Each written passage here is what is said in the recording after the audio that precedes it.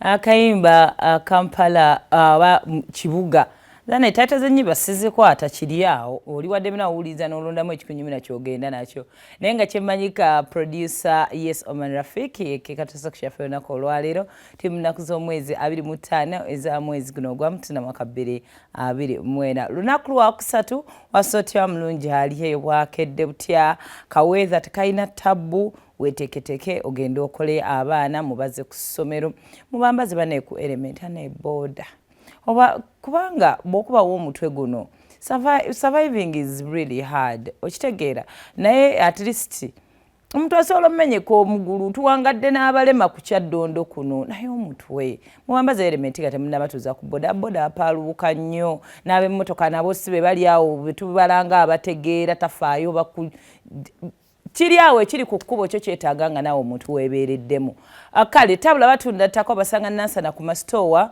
bw'otuuka enansana waggulu waliyo Centenary Bank eyo nayo tugirangira bwereere nga tulanga tabula kati ekyemmanga weewali akatale akali painted red banafe abatabula ofisi zaabwe wozisanga naye ennamba eyo nkulu nnyo obakubirako nobagaba bino binnawulidde bituufu balina poloti mu makubo gonna agafuluma ekibuga Kampala balina ennyumba eziri ready ng'oyingira buyingizi n'otandika okubeera n'abantu bo balina ez'abapangisa bakubeeramu n'abapangisa n'otandika solooza balina ebizimbe ebya business balina ettaka erya commercial buli kimu kyeweetaaga ekikwatagana n'ettaka tabula beesige balungi nnyo abalambuliza bwereere ate tebakuteeka ku pressure ebanja kale batuvuga paka saa zibeera 3 bakubireko bebagenda okuba nga batutwala tweyungeko tutandike. Good morning.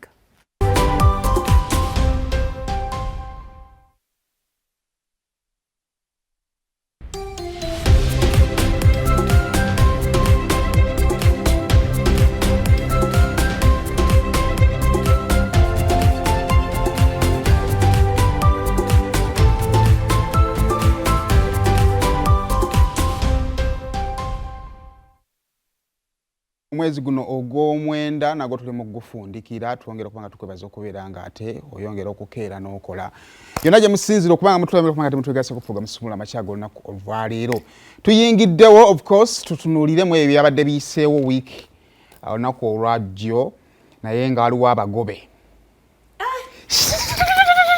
bamupye zemba oyampiseeko nga nnyingi ningamba waliwo omugobe ningamba kansawaleme kubanze I know. Omayinga tonnagira bubanga naawe oli mukozesebwa. Nga tonnaseka soko. Guno muyaga. Era nenkwira ku mukama wange simugamba oli bulungi. Sawa kugamba ngo ali bulungi ku machane bakubira jango kime ebbaluwa yo. Oba check your email. Muloga. Oyino munno mulaga akabonera akenkunala. Ai abana bakubye omutwe. Rubbish. Naye ye kasasiro yalina okubaako babikka abalamu. Kasasiro bali ababika innocently yalina okubika abalamu kubanga twali tusobola kumaliriza baneba luyimbaza abadde ayogera bulungi bambi okogera adde ayogera bulungi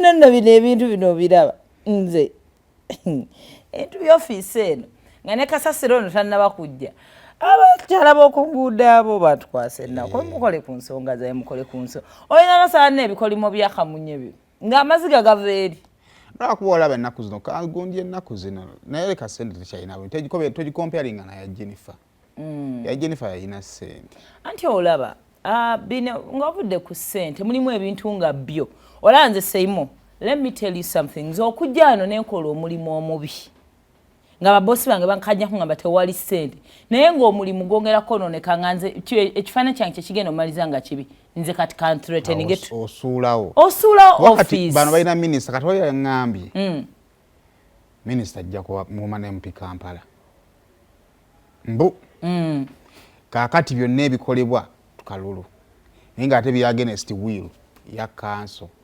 nekikola executive director. Can you imagine? Otyo munnanga tuba tuliawo wadde budde bwa kawungezi obukuba bwabadde tebutonyerera nga bulijjo obutera otonyerera nga tulaba tuti tebafa ku size yo ebbaluwa namutayiko eyo ng'eriko siginicha y'omukulembeze w'eggwanga President Yoweri Kaguta Museveni it is a first social media nga munnanga eraga nti bagobwe bajjo Simaya president era yateddeko ne ka effect ka isima babakubye. Yakusabula essimu eno. Hazo da kempo. Galu ka yisuka gon ka yidi. Babakubye. Genda. Kyokka n'abaana banne bazibu n'eyisima lwe bamukuba naye ne bateekako bamukubye. Kakati munnange ekiwandiiko ekyo kyafulumye era nga kyabadde kifuumuula okugoba okuwenyuula okusindiikiriza obutaddamu kusaalimbira yadde ku offices. Babaganye n'ekkubo eriva ku parliament ne liyitamu paka ku speak. Bambyo babasuze eryo niwe bakulawo obulabe. Executive Director wa KCC abadde yeah. Kati musoma wazi abadde omukyala Dorothy Kisaka okuli omumyuka we abadde omumyuka we Deputy Executive Director Engineer David Ruyimbazi awamu ne Director of Public Health Dr. Daniel Okero babakutte ku nkoona. Ekigambibwa nti nno okubagoba kuno kwavudde ku nsonga za kiteezi. Kasasiro w'ekiteezi oyo yatuttira abantu bambi era nga President Mbu yasinzidde ku ripooti IGG omukyala Betty Kamya ne bakola nabo gye baamuwa. Baatunuddeko mu ripooti y'omukyala Dorothy Kisaka gye yakola nti we baalabulwanga bajjanga ne basaba ssente ne zitabaweebwa. Byonna bayinza obitunuulira naye essaawa zino lyeriiso kyekyo kyenkugambye nti Dorothy Kisaka bayinza okuba badde balina gye bagendanga ne basaba ssente naye gwe fiirawo gwe mulimu gw'eriiso gwe bablaminga. Naawe tetufa kwani office ani abadde asabanga ssente, tufa ku bantu b'ekiteezi. Agati olaba ensonga ya kiteezi of course okulabula kwalingawo naye era n'abatagenda kiteezi tebamanyi saizi ya njega yagwa kiteezi. Yeah. So ebyalowoozebwangamu oyinza n'osanga byatambulirangamu birwadde. Yeah. Kale kasasira yinza tekyalabikirwa nti kiyinza okugejja oba ontegeera. Kakati gwe atali nabbi bw'oteekamu effort zo obaako wookolaki wookoma. Kakati kyetutamanyi mukulembeze w'eggwanga oluvannyuma lw'okugoba bano abazze bo yabawadde ne ssente. Munnange nno bwe batyo kakati awo nze era nange gwe nabadde nsinga olowoozaako ennyo Lord Mayor kimuyisizza kitya. Yagambye atya? Babakube tekimala luzira kitalya wonna ewaggule.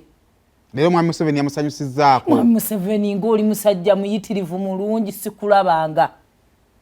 Kuno kyokoze tekikoleka mutiitiisi. Eduma alina katoni kayogereramu ako kantabula kalinga katali serious simwe babeera serious. Bagenda. Owaayi. Bamu.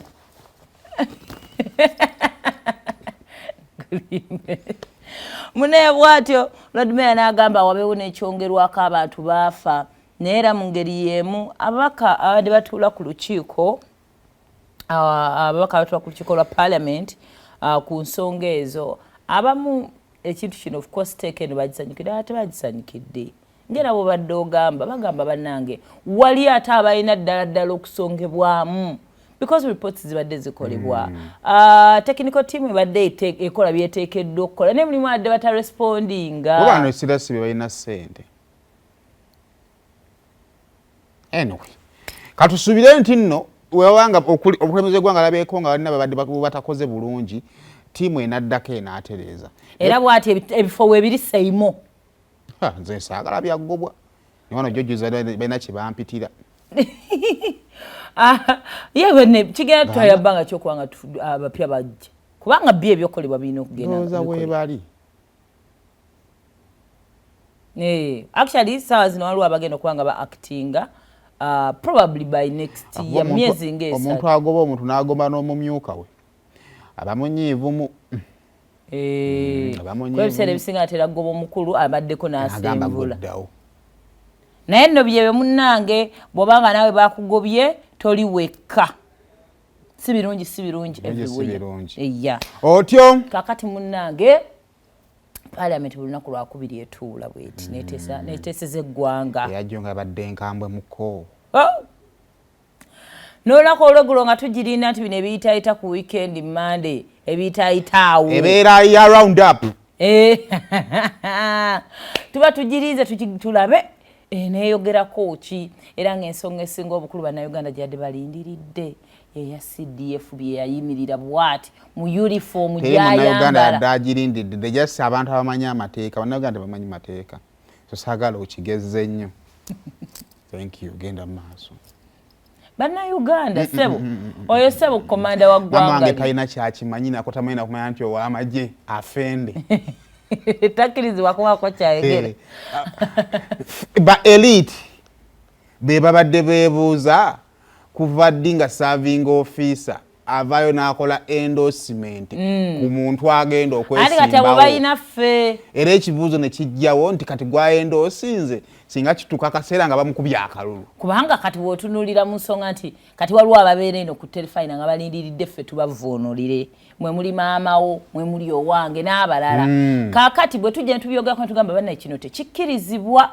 amateeka tegakkiriza omukulu bweyakyogedde bamama affe bo kye baagambye babyakuzizza omutabani omwana awagira kitaawe kaakati munnaye amateeka tegakkiriza katajja netubyogerako netugamba weekend yabadde yamuli olunaku lwefu lwatandika okusalawo ttiimu gy'asambira kubanga mu kaseera ng'akalulu kamaze okuggwa security ebeera eba vaito nnyo mu kiddako kati ekibuuzo aduumira amagye singa abaako oluuyi lwasonzeeko ne lufe opposition erina abalalu bw'akubazzaako oluyinga zaako akoze ensobi tunayawula tutya ensobi y'okubanga olemera ku taata oba okoze ensobi oluyi lwa nnugu obadde yakoze ensobi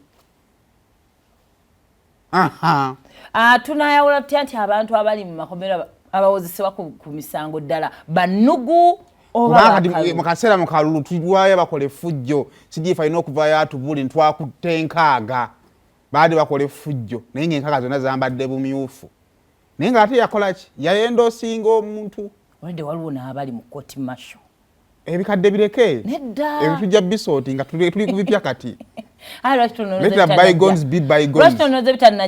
si yabakwata teyali CDF anti bwojja boti mu office kati olaba Kisaka buli kimu yakireseemu ajjayo mubya yakutte essimu ye n'afuluma palamenti munnange bwetyo palamenti kwe batandikidde era bw'atyo omubaka wa kya municipality n'agamba tuyogeddwa ku kyaddondo kuno kuva ddi bannange twasadde twaswaluse n'ata babatabimanyi bamama baseyimu kati babitegedde batudde mu palamenti ne bageeyo omwana w'omukulembeze w'eggwanga awo bwe buzibu bwammwe bwekyo tebakimanyi mu palamenti bamulabanga CDF beesize eki munnange bw'atyo omukulu amanyiddwa nga Jackson Rwakafuzi ngo ne deputy Antenogye Ssaabawulize wa government omulamba ajjudde yagambye ne bannange nga tuvudde wa CDF omaifa abakyala bagenda ne bagamba apart from ne tugamba that one you want to remove is what we want don't apart it from what that is what we let us leave factors constant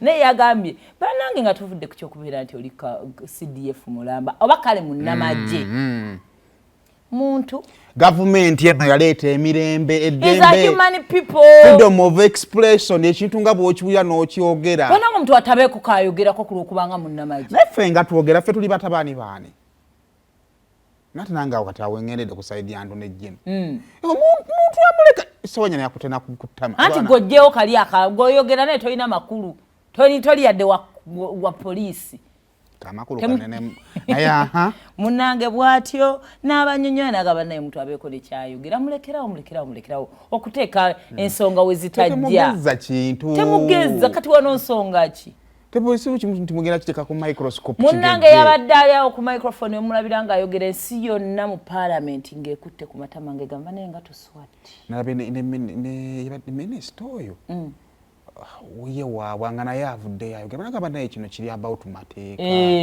yagamba bannange gano mateeka mutandise oyisa olugwayi mu mateeka bannange mujjako etyabira muve muzanyi olaba ensi yonna yadde egamba kati banaafiirwa omukono bakuteeka ekkabina kubanga kuno kufiirwa kwennyini kufiirwa munnange bwatyo ababaka ab'enjawulo bawadde endowooza yaabwe kakati abamu we bagambye Kabanda yayogedde musajja wattu kubanga yakulira Piero yikati munnange bwatyo basabye because of regularly Richard by the deputy speaker Tayewa bamusabye banoonyereze ku nsonga eno tetugibuusa maaso sintono egende ebeeko okunoonyerezebwa yagambye ntayi ntandika ntya basajja mmwe munveeko nga nkuba essimu nga ngamba nti ssebo jangu kunoonyerezeeko banange kitemundeka omuntu asobola okukyusa bajjeno b'amagye asobola okulimu okukyusa sipiika nagamba buulire paalamenti mufe ku nsonga zammwe zina ensonga z'ab'amagye bwalwanawa mwandimwongera ki mundeke kati ate awo neza kusaidia deputy mundeke Tayewa waabwe bakampanamu kubanga ono yaliko avuga teyeddiriza mwateza mujinganda we yagambye oba mugamba by'amagye tetubyogerera wano ab'amagye bakola ki mu paali bafulume tutese baba amagye nga bagamba kibatunudde butunuzi bakano bali buli omu ali ku ntayi nekati ow'amagye otandika okuteesa ku mukamaawo ensonga bwetyo yadibiddaawo bayadibye oba enesukkawo naye bajogendeko naye nze ndowooza omuntu aba ne feeling ow'amagye naye aba ne feeling